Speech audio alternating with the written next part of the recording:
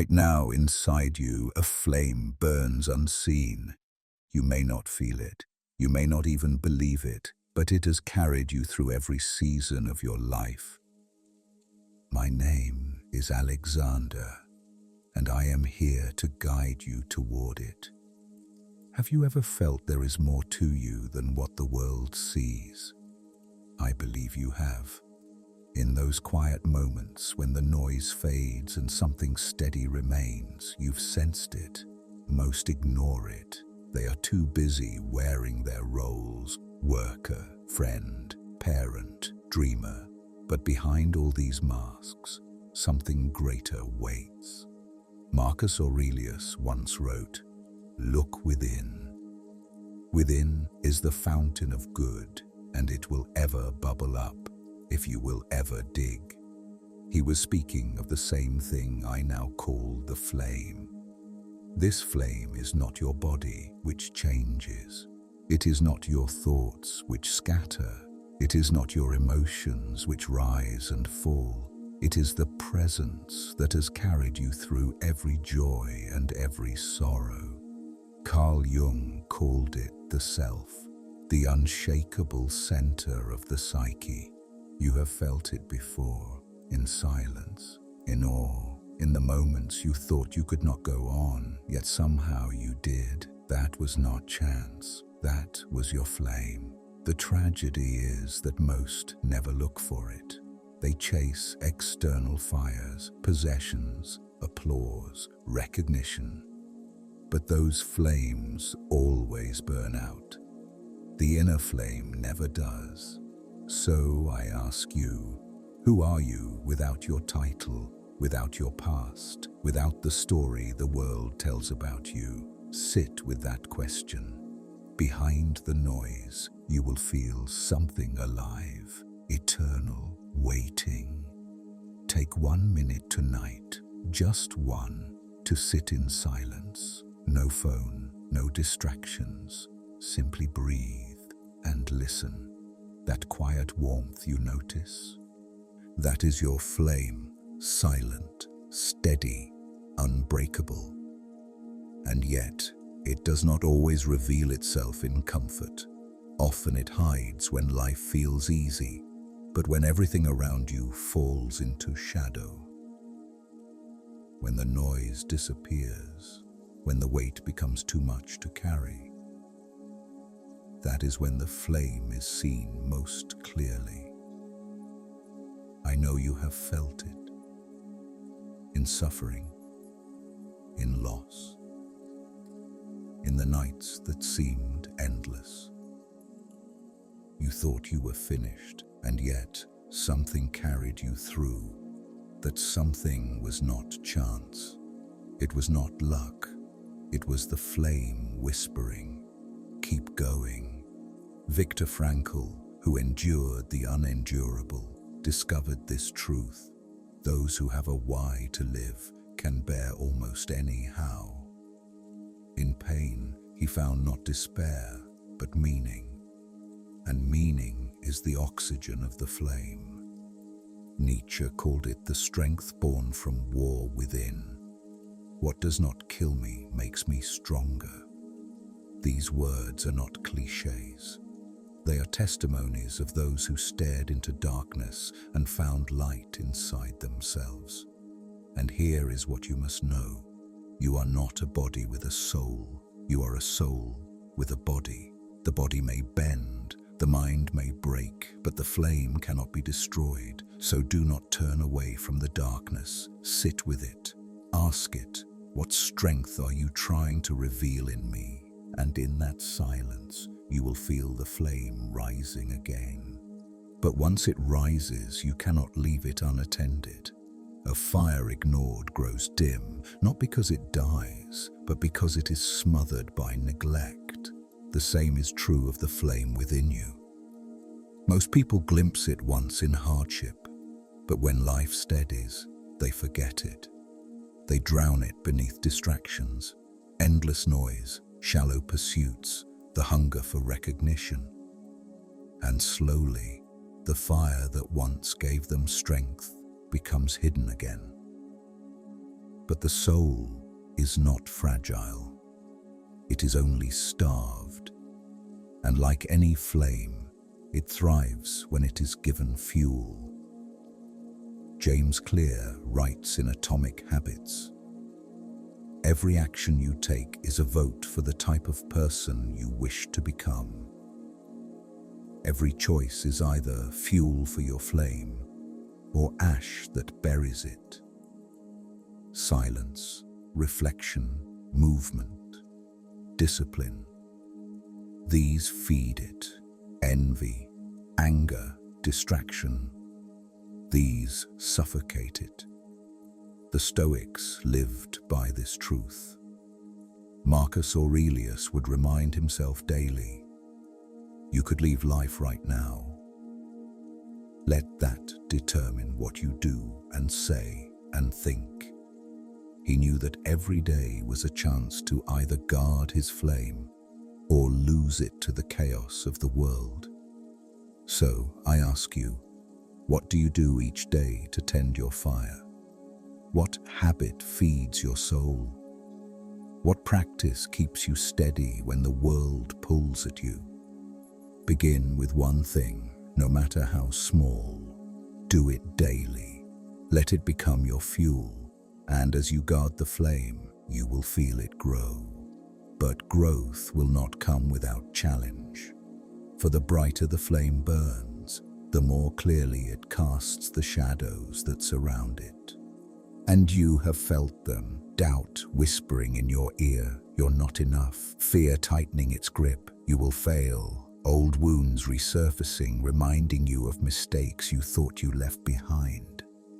These are not strangers, they are parts of you. The flame reveals them not to punish you, but to bring them into the light. Carl Jung wrote, "One does not become enlightened by imagining figures of light, but by making the darkness conscious." The shadows are your denied self, the envy, the anger, the fear you bury. Left unspoken, they control you. Brought into awareness, they lose their chains. The Stoics too faced shadows head-on. They did not pretend life was free of hardship or weakness. They accepted it, studied it, and turned it into strength. Marcus Aurelius admitted his own struggles in his writings, not to wallow in them, but to transform them into lessons for the soul. And this is the choice before you, to let the shadows bind you, or to let the flame turn them into fuel. Fear can either cage you or sharpen your courage. Doubt can either paralyze you or push you to grow. Even anger, when understood, can be harnessed into passion for what is just. Do not run from your shadows. Face them, write them down, speak them aloud. Ask yourself, what is this shadow trying to teach me? What strength is hidden within it? The flame does not destroy the shadow, it transforms it. Light exists because darkness gives it meaning. And every time you face a shadow, your flame burns brighter, steadier, and more true. And when the flame reaches this height, it begins to rise above survival. It begins to crown you with clarity, turning into something greater, something radiant. The flame that once glowed quietly within you begins to crown you with light. This is what many have called enlightenment. Not perfection, not escape, but alignment. When your actions, your words, and your very presence reflect the fire within. Eckhart Tolle described this presence as awakening, the recognition that you are not the storm of your mind, but the stillness that witnesses it. The Stoics saw the same truth in reframing. They taught that the events of life are not what break us, but the way we choose to see them. Change your perception and you change your reality. When the flame rises like a halo, people notice it. They may not know why, but they feel it. Your silence calms the noise around you. Your words cut deeper not because they are louder, but because they carry the weight of truth. This is the stage where the flame no longer belongs only to you. It begins to touch others, a light that inspires without effort, a presence that guides without demand. But understand this, a halo is not given. It is chosen. It is born in every moment you respond through your flame instead of your fear. When you choose patience over anger, truth over deceit, courage over avoidance, every choice shapes the crown. And yet, even as the halo rises, something still holds many people back. They feel the weight of invisible chains, beliefs, habits, and expectations that keep them from walking fully in the light. And if you are to live truly free, the flame must break them. These chains are the lies we inherit and repeat. You can't. You're not enough. Stay where you are. They are the habits that drain us, the fears that silence us, the expectations that shape us into something smaller than we were meant to be. And the tragedy is that after carrying them for so long, we mistake them for truth. Psychologists call this learned helplessness. When you have been caged long enough, you stop trying to escape, even when the door is open. I have seen many souls live this way, the key in their hands, yet convinced the lock cannot turn. But the flame does not accept chains. It burns patiently beneath them, pressing outward, reminding you that you are more than your fear, more than your failures, more than the story you've been told. Each time you act from that fire, when you choose courage, when you choose truth, a link breaks. Robert Greene wrote that we are often ruled by forces unseen. Emotions, social pressure, expectations. But when the flame rises, you begin to see them for what they are: illusions. Smoke masquerading as iron. Freedom does not begin with rebellion against the world. It begins with mastery of the self. Ask yourself, does this belief serve me or bind me? Does this habit feed my flame or smother it? Answer honestly, and you will feel the first chains fall away. And as they break, something remarkable happens. The flame that once only helped you endure now begins to guide. It becomes a compass, pointing forward, steady even in uncertainty. Life will never be free of storms. Loss will still come, uncertainty will still press in, and the voices of doubt will sometimes return. But now, you are not wandering blindly. You carry a light that shows you the way forward, even when the path is covered in shadow. Seneca once wrote, "If a man knows not to which port he sails, no wind is favorable." The flame is your port, the direction that gives meaning to every struggle, every decision, every step. Without it, you drift. With it, even hardship becomes part of the journey. Think of the moments when you listened to that inner voice, the choice that felt alive even when it made no sense. The step you took though fear told you to stop. That was the flame guiding you. It does not shout, it whispers. And when you follow it, your life begins to align in ways no logic could explain.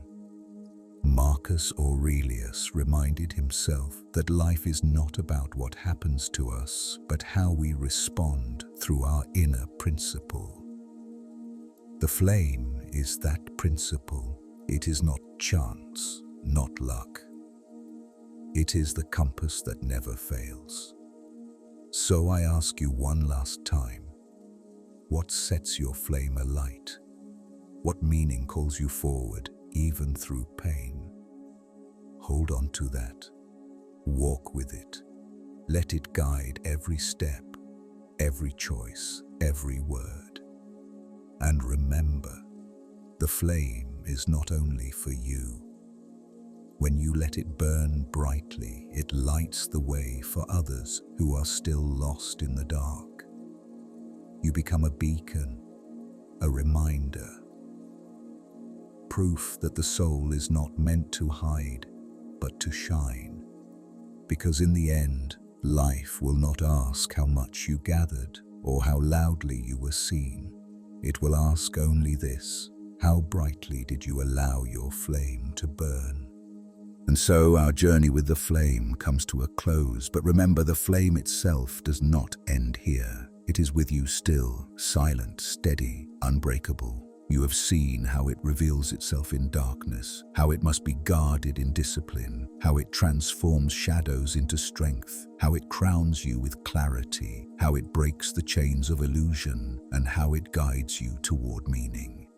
Now it is yours to carry into your days, into your choices, into your very presence. For the flame within you was never meant to be hidden. It was meant to rise. My name is Alexander, and though my voice grows silent, I will walk with you again, in every spark that lights your path, in every star that burns above you, in every quiet moment when you feel the warmth within. Until then, keep it alive, keep it burning, keep it eternal.